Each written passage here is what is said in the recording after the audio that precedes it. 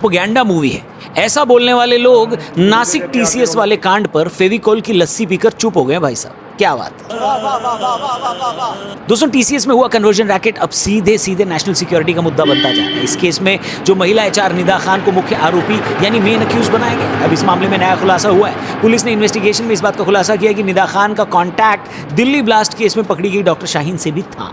अब ये केस न सिर्फ हमारी एजेंसीज के लिए और भी बड़ा बन गया, बल्कि देश के लिए भी सोचने वाली बात हो गई कि इस देश में भारत को तोड़ने की साजिश कितनी ऑर्गेनाइज लेवल पर चल रही है दोस्तों। A shocking case out of Nashik has raised serious questions about safety inside corporate spaces. 9 FIRs filed by 8 female employees and 1 male employee. Allegations include sexual harassment, exploitation, religious coercion. The workplace in question is Tata Consultancy Services or TCS. Multiple TCS employees here have made allegations of sexual harassment and religious coercion. The first complaint was filed on March 25 this year. Within days, by April 3, police had registered 9 FIRs, 8 for sexual offences and 1 for hurting religious sentiments. दोस्तों, TCS के Nashik BPO unit में conversion और sexual exploitation के serious allegations ने पूरे देश को चौंका दिया है। 15 अप्रैल 2026 को इस केस की सबसे बड़ी खबर यह है कि पुलिस की स्पेशल इन्वेस्टिगेशन टीम अब इस मामले में आतंकी या देशद्रोही कनेक्शनों की भी जांच कर रही है। इसकी मेन अक्यूज निदा खान ने न सिर्फ कन्वर्जन को बढ़ाया है, बल्कि उसके तार सीधे दिल्ली बॉम्ब ब्लास्ट से भी जुड़े हुए बताए जा रहे हैं।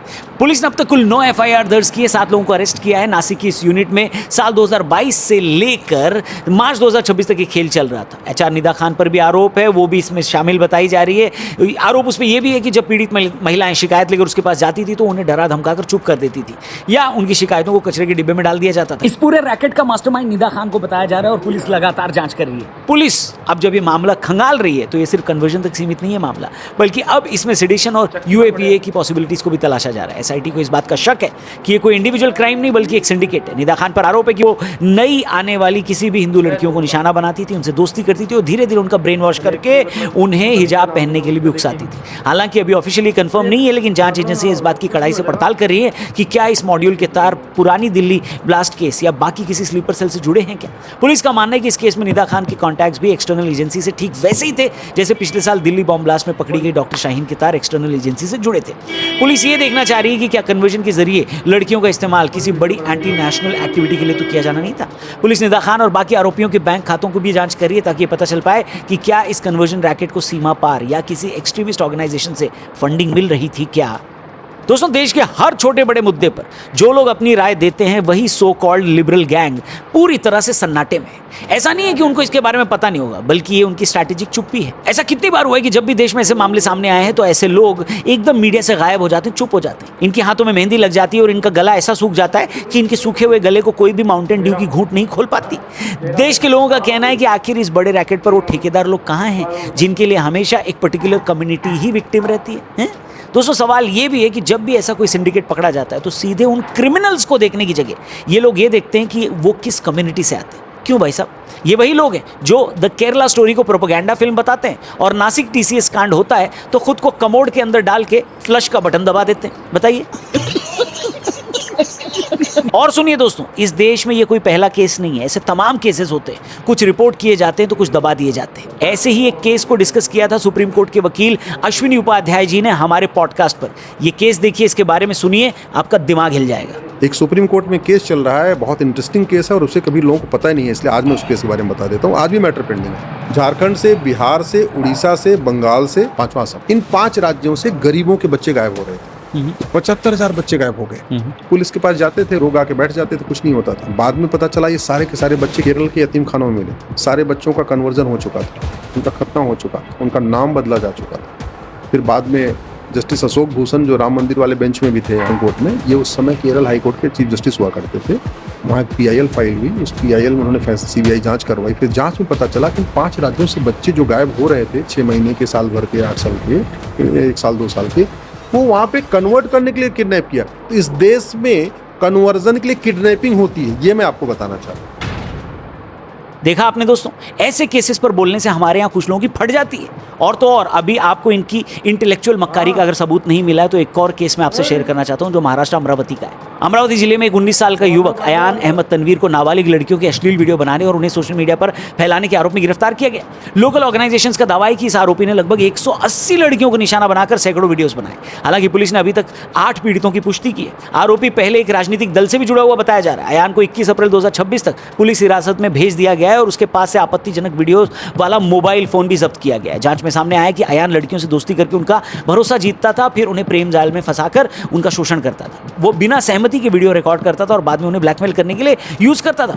पुलिस ने इस मामले में एक और आरोपी उजैर खान को भी पकड़ा है, जिसने इस वीडियो को सोशल मीडिया पर वायरल करने में बड़ी भूमिका निभाई है। पुलिस अब इस बात की जांच कर रही है कि क्या इस घिनौने काम के पीछे कोई बड़ा गिरोह या नेटवर्क काम कर रहा है क्या। इस घटना के बाद अमरावती में भारी तनाव और गुस्सा है, जिसके चलते कई इलाकों में बंद रखा गया और विरोध प्रदर्शन हुए। प्रशासन ने कार्रवाई करते हुए आरोपी के घर पर बने अवैध निर्माण को बुलडोजर से ढहा दिया।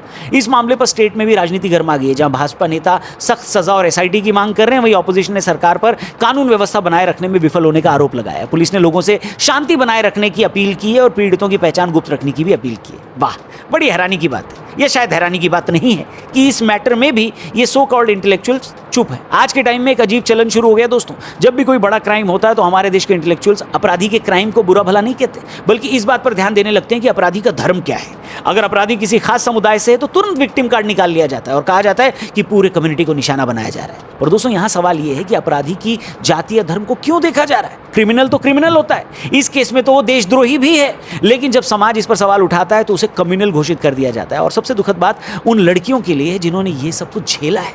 जब वे अपनी आपबीती सुनाती हैं तो यही लोग उन्हें जस्टिस दिलाने की बजाय कि इस खबर से समाज में नफरत फैलेगी, ज्यादा मत बोलिए, हैं? तो साला बहुत नीच आदमी रहे। ये कैसी आयरनी है दोस्तों। जिस लड़की का जीवन बर्बाद हो गया, क्या उसकी सिक्योरिटी, सेफ्टी और उसका रिस्पेक्ट इन इंटेलेक्चुअल्स के सेक्युलर एजेंडे से छोटा है। जिन लड़कियों ने अपनी मासूमियत में किसी पर भरोसा किया और बाद में उसका शिकार बनी, उन्हें ही आज दोषी की तरह कटघरे में खड़ा कर दिया जाता है अगर वो सच बोलती हैं तो। ये चुप्पी और ये पाखंड ही अपराधियों के हौसले बुलंद करता है दोस्तों। बस अक्सर जब हमारे आसपास कोई क्राइम होता है तो हम उसे केवल एक मोहल्ले, शहर या देश की घटना मानकर छोड़ देते हैं, लेकिन अगर हम गहराई में देखें तो महिलाओं और नाबालिग लड़कियों के साथ होने वाले ऑर्गेनाइज्ड अपराध अब केवल लोकल नहीं रहे। ब्रिटेन की एक ग्रूमिंग गैंग का मामला इसका सबसे बड़ा उदाहरण है। वहाँ दशकों तक हजारों लड़कियों का सेक्सुअल एक्सप्लॉयटेशन किया गया और इसे एक बड़े क्राइम सिंडिकेट की तरह चलाया गया। जब हम इसे ग्लोबल नजरिए से देखते हैं तो समझ में आता है कि ये केवल हवस का मामला नहीं, ये एक ऐसी मानसिकता है जो किसी समाज की डेमोग्राफी यानी पॉपुलेशन के ढांचे को बदलने की कोशिश करती है। किसी भी समाज को कमजोर करने का सबसे आसान तरीका उसकी अगली पीढ़ी और महिलाओं को मानसिक या शारीरिक रूप से निशाना बनाना होता है, उन्हें कमजोर करना होता है। इसे एक सिंडिकेट इसलिए कहा जाता है क्योंकि इसमें अपराधी अकेला नहीं होता, उसे पीछे से कानूनी सलाह, पैसे की मदद और समाज में रसूख रखने वाले लोगों का सपोर्ट भी मिलता है। इस केस में भी एग्जैक्टली यही हो रहा है। जब किसी खास इलाके में इस तरह के अपराधियों की बाढ़ आ जाती है तो वहाँ का मूल समाज इनसिक्योर महसूस करने लगता है और पलायन करने को मजबूर हो जाता है। धीरे धीरे वहाँ की जनसंख्या का बैलेंस बदल जाता है। इसलिए इसे केवल क्रिमिनल घटना के रूप में देखना गलत होगा।